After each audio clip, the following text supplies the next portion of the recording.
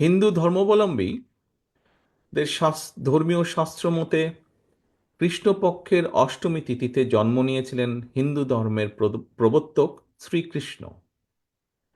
হিন্দু ধর্মের অবতার শ্রীকৃষ্ণ প্রায় ৫,৫০০ বছর আগে মথুরায় এমন এক সময় জন্মগ্রহণ করেন যখন মথুরার ক্ষমতায় ছিল অত্যাচারী নিষ্ঠুর শাসক কংস। শ্রীকৃষ্ণের আবির্ভাবের পর ধ্বংস হয় স্বৈরাচারী রাজা কংস।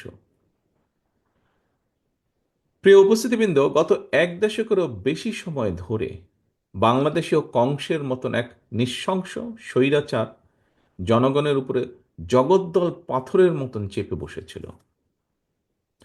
দল মত ধর্ম বর্ণ নির্বিশেষে গণতান্ত্রিকামী বীর জনতার গণ অভ্যুত্থানে গত বছরের ৫ই আগস্ট বাংলাদেশ ছেড়ে পালায় সেই কংসরূপী এক নৃশংস গণহত্যাকারী স্বৈরাচার।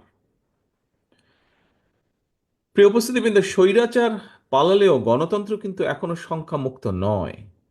অন্তর্বর্তীকালীন সরকারকে ব্যর্থ করে দেওয়ার ষড়যন্ত্র কিন্তু ক্রমাগত অব্যাহত রয়েছে। পলাতক স্বৈরাচারের যে দোসর, এরা নানা কৌশলে পুনরায় কিন্তু মাথা চাড়া দিয়ে ওঠার অপচেষ্টায় প্রতিনিয়ত লিপ্ত। জনগণের প্রত্যক্ষ ভোটে নির্বাচিত জনপ্রতিনিধিদের দ্বারা জনগণের প্রতি দায়বদ্ধ সংসদ এবং সরকার যতক্ষণ না গঠিত হবে ততক্ষণ পর্যন্ত কিন্তু গণতন্ত্র ঝুঁকি মুক্ত নয়। সনাতন